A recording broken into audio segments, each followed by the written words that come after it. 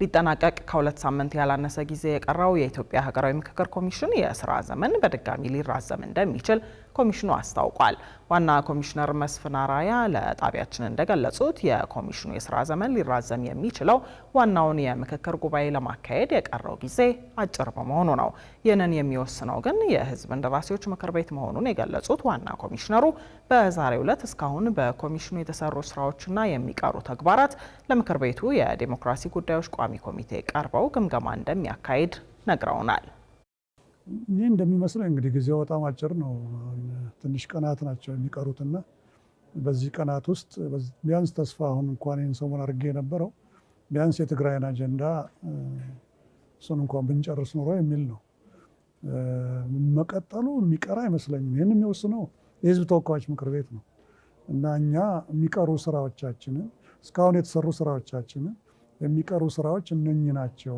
የቀሩበትም ምክንያት በትክክል ምክንያቶቹ እነኚህ ናቸው የሚለውን ነገር ዲሞክራሲ ጉዳዮች ቋሚ ኮሚቴ ሪፖርታችን ስናቀርብ የምናቀርብላቸው ይሆናል።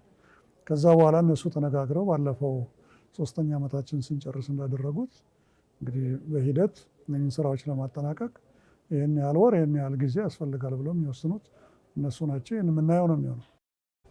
የሕዝብ እንደራሴዎች ምክር ቤት የዲሞክራሲ ጉዳዮች ቋሚ ኮሚቴም የኢትዮጵያ ሀገራዊ ምክክር ኮሚሽን እስካሁን የደረሰበትን አፈጻጸምና ቀጣይ የቀሩ ስራዎችን የተመለከተ የፊት ለፊት መድረክ ዛሬ ከቀኑ 8 ሰዓት ጀምሮ ማካሄድ እንደሚጀምር በላከልን ደብዳቤ አሳውቋል። ቀዳሚ ወዳደረግነው ዜናችን ስናልፍ በኢትዮጵያ የአሜሪካ አምባሳደር እርቪን ማሲንጋ ባለፈው ሳምንት በሰሜን ኢትዮጵያ የተከሰቱ ሁነቶች ለሰላምና መረጋጋት ዘላቂ ቁርጠኝነት እንደሚያስፈልግ አስታዋሽ መሆናቸውን ገለጹ። አምባሳደሩ በኢትዮጵያ የአሜሪካ ኤምባሲ የማህበራዊ ትስስር ገጽ በኩል ባወጡት መልእክታቸው ወደ ዘላቂ ሰላም የሚመራው የተሻለ መንገድ ምክንያታዊና የሰከኑ ውይይቶች እንደሆኑ አንስተዋል። አምባሳደሩ ይህንን መልእክት ያስተላለፉት በአካባቢው ዳግም የግጭት አዝማሚያ መታየቱን ተከትሎ ነው። የኢትዮጵያ ብሔራዊ ምርጫ ቦርድ ለመጪው 7ኛው ሀገራዊ ምርጫ በመራጮች ትምህርትና በመረጃ ስርጭት ዘመቻ ስራዎች ላይ ለሚሳተፉ 775 በጎ ፈቃደኛ ወጣቶች ስልጠና መስጠቱን አስታውቋል። ቦርዱ ለምርጫ ሂደቱ እያከናወናቸው ከሚገኙ የቅድመ ምርጫ ተግባራት መካከል ዜጎች በእውቀት ላይ የተመሰረተ ምርጫን እንዲያደርጉ የሚያስችላቸውን የስነ ዜጋና የመራጮች ትምህርት መስጠት ዋነኛው መሆኑን ጠቅሷል። በመሆኑም በአዲስ አበባና የድሬዳዋ ከተማ መስተዳደሮችን ጨምሮ በ11 ክልሎች ለሚገኙ በጎ ፈቃደኛ ወጣቶች የዲሞክራሲ ስርዓትና የዜጎች ተሳትፎ፣ የምርጫ ስርዓትና ሂደት፣ የባለድርሻ አካላትና የመራጮች ተሳትፎ ላይ ያተኮረ ስልጠና መስጠቱን አመልክቷል። ቦርዱ ያሰለጠናቸው በጎ ፈቃደኞች በመራጮች ምዝገባ ወቅት የመራጮች ትምህርትና በምርጫ ቀን የመራጮች መረጃ ስርጭት ዘመቻ ስራዎችን እንዲያከናውኑ በተለያዩ ቦታዎች የሚሰማሩ ሲሆን ዜጎች በእውቀት ላይ የተመሰረተ ምርጫን እንዲያደርጉ ከማስተማር ባለፈ ቦርዱ ያለማውን የዲጂታል የመራጮች መመዝገቢያ አማራጭን በስፋት ለማስተዋወቅ አስተዋጽኦ ይኖራቸዋል የተባለው። አንድን የጤና ዘርፍ ሰራተኛ ለራሱ ጤንነትም ይሁን የሚሰጠውን አገልግሎት ጥራት ለማስጠበቅ በአንድ ወር ውስጥ ከ212 ሰዓት በላይ የትርፍ ሰዓት ስራ ማሰራት እንደማይቻል ተነግሯል። ይህ የተነገረው የፌዴራል ሲቪል ሰርቪስ ኮሚሽን የመንግስት ጤና ተቋማት ሰራተኞች የትርፍ ሰዓት ስራ የሚፈቀድበትን ሁኔታና ክፍያን ለመወሰን የወጣው መመሪያ ተግባራዊ እንዲደረግ ለሚመለከታቸው አካላት በላከው ደብዳቤ ላይ ነው። ይህ መመሪያ የባለሙያ እጥረት በመኖሩ ከሌላ ተቋም የሚጋበዝ ባለሙያ የተረኝነትና የተጠባባቂ ተረኝነት አገልግሎት እንዲሁም የውዝፍ ስራዎች የትርፍ ሰዓት ክፍያዎችን የያዘ ነው። ኮሚሽኑ ይፋ ባደረገው በዚህ መመሪያ የባለሙያ እጥረት በመኖሩ ከሌላ ተቋም ለሚጋበዝ ባለሙያ ፍቃድ የሚሰጥ ሲሆን ይህ ተፈጻሚ የሚሆነው ግን አገልግሎት የሚሰጠው ባለሙያ በቋሚነት ተቀጥሮ በሚሰራበት ተቋም የራሱን ስራ ሸፍኖ በሚኖረው ትርፍ ጊዜ ብቻ ይሆናል ነው የተባለው። ተመልካቾቻችን የምትከታተሉት የአዲስ ነገር የእኩለ ቀን የሀገር ውስጥ አጫጭር መረጃዎቻችንን ነው። ቀጥለናል። የሃይማኖት አባቶችና የሀገር ሽማግሌዎች ለሰላም ግንባታ ያላቸውን ሚና እንዲያጠናክሩ እየሰራ መሆኑን የኢትዮጵያ የሃይማኖት ተቋማት ጉባኤ ያሳውቋል። ጉባኤው ይህንን ያሳወቀው በመጪው የካቲት 4ና 5 ቀን 2018 ዓ.ም 6ኛውን ሀገር አቀፍ የሰላም ኮንፈረንስ በማዕከላዊ ኢትዮጵያ ክልል ሆሳዕና ከተማ ለ2 ቀናት እንደሚያካሄድ ባሳወቀበት መግለጫ ላይ ሲሆን በጉባኤው የሃይማኖት አባቶችና የሀገር ሽማግሌዎችን ጨምሮ የተለያዩ የህብረተሰብ ክፍሎች ይሳተፉበታል ብሏል።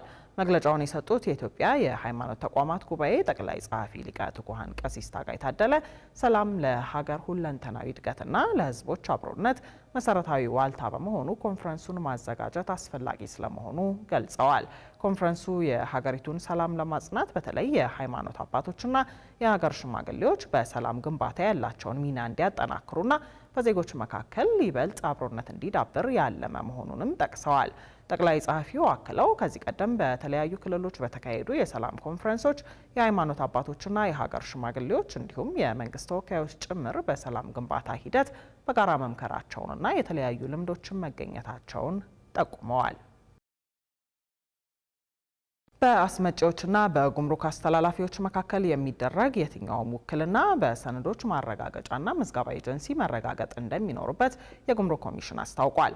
ኮሚሽኑ በጉምሩክ ስነ ስርዓት አፈጻጸም ሂደት ውስጥ በአስመጪዎችና በጉምሩክ አስተላላፊዎች መካከል የሚደረግ ማንኛውም የውክልና ስልጣን በሰነዶች ማረጋገጫና ምዝገባ ኤጀንሲ በኩል የተረጋገጠ መሆን እንዳለበትም ነው ያሳሰበው። የጉምሩክ ኮሚሽን ይህንን ውሳኔ ያስተላለፈው በዘርፉ የሚታየውን የንግድ ማጭበርበር ለመከላከልና ተጠያቂነትን ለማስፈን በሚደረገው ጥረት ውስጥ በሁለቱ ወገኖች መካከል የሚደረገው ውክልና ስልጣን ባለው የመንግስት አካል የማይመዘገብ በመሆኑ ለሕግ ጥሰት በር በመክፈቱ እንደሆነ ገልጿል። ይህ አዲሱ የውክልና አሰራር የንግድ ስራው በህጋዊና ግልጽ በሆነ መንገድ እንዲከናወን ለማስቻል ያለመ ነውም ተብሏል። ከዚህ በኋላ ማንኛውም አስመጪ ለጉምሩክ አስተላላፊ የሚሰጠው ውክልና በሰነዶች ማረጋገጫና ምዝገባ ኤጀንሲ በኩል መፈጸሙ ሲረጋገጥ ብቻ አገልግሎት የሚሰጥ መሆኑን የጉምሩክ ኮሚሽን አሳውቋል። ይህ መመሪያ በጥብቅ እንዲተገበርም ለሚመለከታቸው የስራ ክፍሎች መመሪያ የተላለፈ ሲሆን ለጉምሩክ አስተላላፊዎች ማህበርም የውሳኔው ግልባጭ ተልኳል። በኢትዮጵያ እስከ ፈረንጆቹ 2030 ድረስ 2.5 ሚሊዮን ገደማ ሴቶችን ከሴት ልጅ ግርዛት ለመከላከል አሁን በዘርፉ ላይ የተሰራ ካለው 5 እጥፍ በላይ መሰራት ይጠይቃል ተብሏል። ይህ የተገለጸው የሴት ልጅ ግርዛትን በዓለም ለማስቀረት እየተካሄደ ያለውን ንቅናቄ አስመልክቶ የተባበሩት መንግስታት ሕጻናት መርጃ ድርጅትና የተባበሩት መንግስታት የስነ ህዝብ ፈንድ በጋራ ባወጡት መግለጫ ነው። ኢትዮጵያ የሴት ልጅ ግርዛትን ለማስቀረት ባለፉት 10 ዓመታት ስታከናውናቸው በቆዩ ተግባራት ውጤት ማስመዝገቧን የጠቆመው መግለጫው ይህም በጠንካራ አመራርነትና በማህበረሰቡ ተሳትፎ እንዲሁም በአጋር አካላት ርብርብ የተገኘ ውጤት መሆኑን አመልክቷል። ሆኖም አሁንም የበርካታ ልጃገረዶች የወደፊት እጣ ፈንታ አደጋ ላይ ነው የተባለ ሲሆን ሴቶቹን ከዚህ ተግባር ለመታደግም ዘላቂነት ያለው የፋይናንስ ድጋፍና ጠንካራ አመራርነት ይጠይቃል ተብሏል። እንዲሁም የሴት ልጅ ግርዛትን ለማስቆም ዛሬ ላይ የሚደረግ $1 ኢንቨስትመንት በረጅም ጊዜ $10 ምላሽ እንዳለው ነው የተመለከተው። በሌላ በኩል ደግሞ ከሴት ልጅ ግርዛት ጋር ተያይዘው የሚከሰቱ የጤና ችግሮችን ለማከም በዓለም አቀፍ ደረጃ በዓመት እስከ $1.4 ቢሊዮን ወጪ በጤና ስርዓቱ ውስጥ እየወጣ እንደሚገኝም ተመልክቷል።